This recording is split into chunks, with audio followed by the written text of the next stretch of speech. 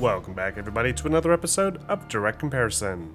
In today's episode, we're going to take a special early look at Cold Iron Studios' upcoming cooperative shooter game, Aliens Fireteam Elite, and see how it stacks up in its current state to the infamous 2013 shooter from Gearbox Software, Aliens Colonial Marines. For this video, both games are being played on a PC, with their graphics settings cranked up to their highest settings at a native 4K resolution.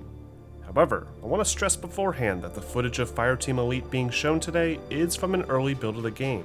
Because of this, I'll save my deep dive into the game's graphics for a video closer to the official launch, and focus today's video primarily on the core aspects like the story delivery, the visual style, the gameplay design, and other miscellaneous features I feel are worth mentioning.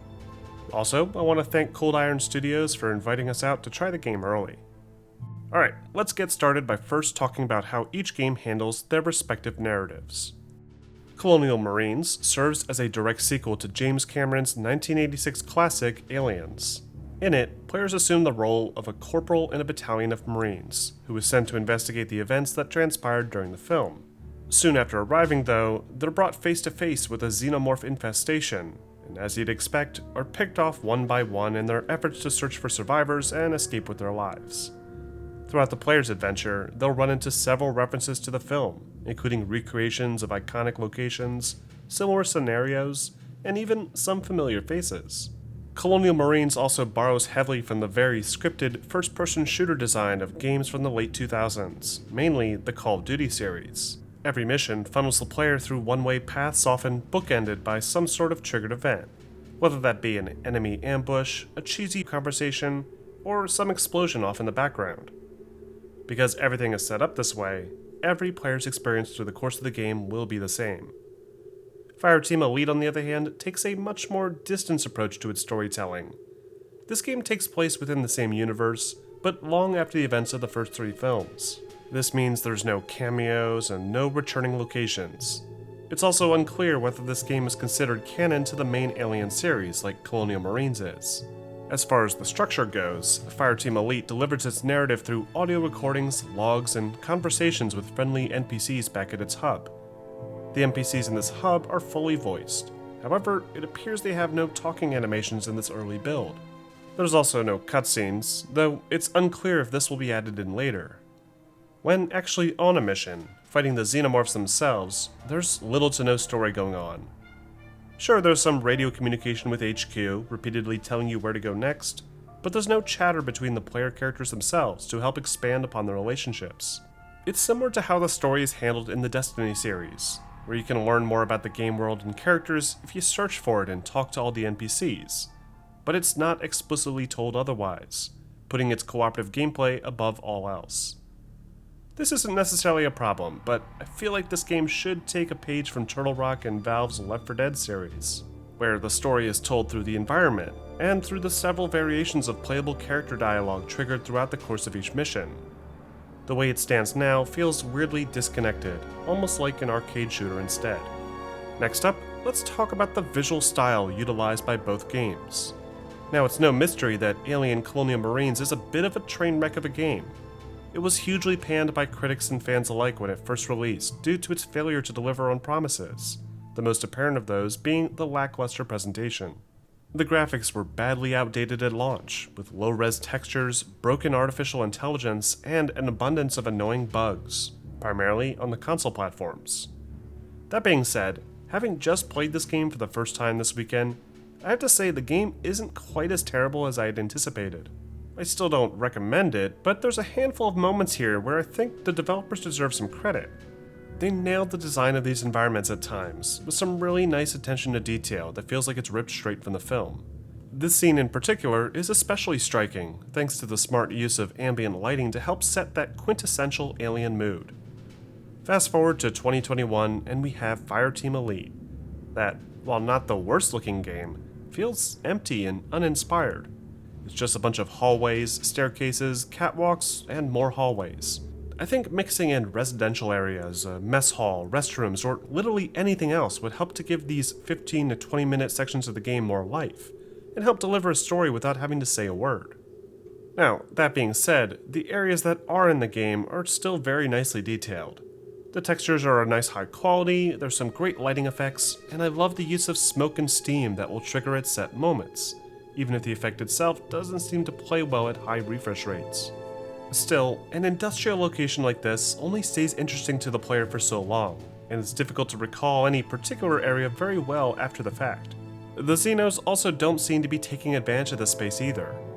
Considering the massive size of the swarms in-game, you'd expect to at least see some areas with alien eggs, or at least that gross alien residue that forms hardened cave networks like in Colonial Marines and in the movies. But I've yet to see any of that. In fact, I never once ran into any face huggers, chest bursters, or eggs at all, which is strange to exclude entirely from the first quarter of an Aliens game. Another problem I have with Fireteam Elite's design is its overall brightness. The game seems to be in a persistent state of maximum power all the time, robbing it of any semblance of horror typically associated with the property. Alien Colonial Marines had a much darker atmosphere, with some areas requiring frequent use of the torchlight to see. Aliens will blend in the shadows, and you actually feel like you need to be careful searching around the room for them at times. In Fireteam Elite, it's 100% action from start to finish. There's no tension-building darkness, no strobe lights, no real need for a flashlight at all. Each hall is brightly lit, and the only scares will come from the occasional unexpected grapple attack from a prowler camping around a corner. It's a weird design choice, and the addition of the big X hit markers by default just takes you out of the atmosphere entirely. Now, aside from those aesthetic-based issues, there's also a few technical issues that I feel are worth addressing here. Again, it's possible these will be addressed by release, but I feel it's important to be aware of them still. First, there's the animation design. The player models feel extremely clunky to control, and this is due in part to the way the animations appear on screen. There's no sense of inertia when moving into a sprint, and rounding corners just feels like your screen is rotating rather than the character rotating towards that direction. Getting knocked over by aliens looks particularly rough right now, as the model just gets locked into a scripted throw animation where they take forever to recover. Even taking cover looks awkward, as the character just sort of appears against the wall, rather than slamming against it like you'd see in other cover shooter games. On the bright side, the animations for the xenomorphs are pretty decent. Colonial Marines received a lot of flack for its hilariously stupid-looking xenomorphs, so it's nice to see that the dev team here has put a lot of effort into making sure that this looks right. Swarms of Xenos crawling into a room feel like scenes ripped straight from the film, and the AI pathing feels dynamic enough that you can never really predict what a Xeno might do next. I especially love the way they stumble after getting shot, a marked improvement over the acid sponges that jog up to hug you in Colonial Marines. The only thing I want to point out here is that following any grapple attack involving certain enemies like the drone, their stumble animation doesn't recognize environmental collision, and can clip through the walls quite a bit. Also, before we move on, I do want to mention that at one point, a core mission objective required to progress further didn't activate partway through the mission, and because missions require you to start from the beginning every time, with no checkpoints, we were forced to quit and redo everything from square one. It only happened once, but that's a bug that most definitely needs to be squashed before this game goes live. Next up, let's talk about the gameplay design. At first glance, you'd assume that these two games set out to accomplish the same thing. You're in a group of Marines, gunning down various types of Xenos with pulse rifles, smart guns, and flamethrowers. But despite sharing the same premise, they play almost nothing alike. The most obvious difference here is the player's view perspective. Colonial Marines is a first-person shooter that plays much more like your run-of-the-mill COD campaign, complete with characters throwing their hands up every time there's an explosion, flashy set-piece moments, and cool gadgets and weapons only used at specific points in each mission. It's built very heavily around reaching a designated waypoint and watching as the AI opens the door for you to create a more immersive atmosphere. And while it's certainly repetitive and lacks the polish of its competitors, it does at least attempt to manage its pacing with varied moments, like a sequence where you need to sneak past explosive Xenos. Fireteam Elite, on the other hand, is a third-person shooter, built to play more like a hybrid of Gears of War and World War Z. While this is generally a good choice for a game that wants to show off its lead character design, I don't really see the reason for it in this particular title. Sure, you can customize your character any way you want and equip him or her with vanity gear that's fun to see in-game. But otherwise, this camera perspective is actually more of a hindrance than anything else. The claustrophobic level designs are not designed in a way that lend themselves to this type of player perspective, and I found myself regularly fighting to see what I was aiming at, needing to swap shoulders and strafe as my allies did the same. What I find even more odd than this, though, is the addition of the cover shooter mechanics. I have no clue why this feature is available in the game. It has no purpose when fighting swarms of enemies that are primarily melee focused. There are ranged enemies like the Spitter, but its acid spit will create an AoE that bleeds through the cover that you're hiding against. My guess is that there will be either human or android enemies in the later missions that will make taking cover more practical. But as it stands now, the player is better off standing out in the open shooting from the hip to maximize the peripheral vision. So far, from what we've discussed, it may seem like Fireteam Elite may not be as well designed as Colonial Marines, which would be one heck of an achievement on its own. But that couldn't be further from the truth. Once we get past all the issues that I've mentioned so far, Fireteam Elite is a surprisingly fun experience. We found ourselves wanting to go back and replay missions frequently, and found that some mission parameters and enemy placement will change, making each attempt feel slightly different. And equipping things like challenge cards to modify that experience further just made it even more enjoyable. Before each mission, players can choose between 4 distinct classes: Gunner, Demolisher, Technician, and Doc. Within each of these classes, players can select between certain types of primary weapons, perks, and abilities, each necessary to help push back the alien swarm. The Gunner, for example, has access to the iconic pulse rifle, along with a secondary shotgun, and can activate a temporary increased fire rate for the entire team. The Demolisher can also use a pulse rifle, but his secondary is limited to a heavier weapon like a smart gun. The Technician and Doc players are built more for their support role, and can deploy objects to heal players or set up defensive perimeters. By carefully balancing these 4 unique classes, cooperative teams of up to 3 players can maximize their efficiency and pop Xeno heads in the most satisfying way possible. This, of course, contrasts heavily with Colonial Marines, that tacks on its co-op mode without any regard for the game's bouncing at all. It's built primarily to be a single-player game, a really short, 6-hour single-player game, and instead of having different classes and all that, the player instead can just access a weapon wheel and choose any weapon they want. Though most of the time, the pulse rifle and shotgun are the only ones worth using. And cooler weapons like the flamethrower or the smart gun are delegated to specific moments during certain missions, with no way to replenish their ammunition. As far as weapon customization goes, Fireteam Elite offers a lot more options. In both games, players can equip things like barrels, muzzles, and scope attachments, along with cosmetic skins and decals to show them off. But there's much more practical attachments in Fireteam Elite that allow players to properly fine-tune their combat experience to suit their style. The attachments in Colonial Marines aren't nearly as balanced. The laser sight and extended mags are nice, but long-range scopes and suppressors feel useless against aliens and human enemies alike, except in a few very rare instances. Speaking of which, let's talk a little bit about the enemies themselves. While the main enemy in both games is of course the Xenomorph, there's a lot of variety mixed in to make the combat more interesting. In Colonial Marines, the most common enemy you'll run into is the Xeno Soldier, a light and fast alien capable of running along walls and rushing the player with melee attacks. To add more range to the combat, players also need to contend with spitters that can shoot acid from distances. Then there's the Xeno Boiler, identified by its green markings that can rush the player and explode.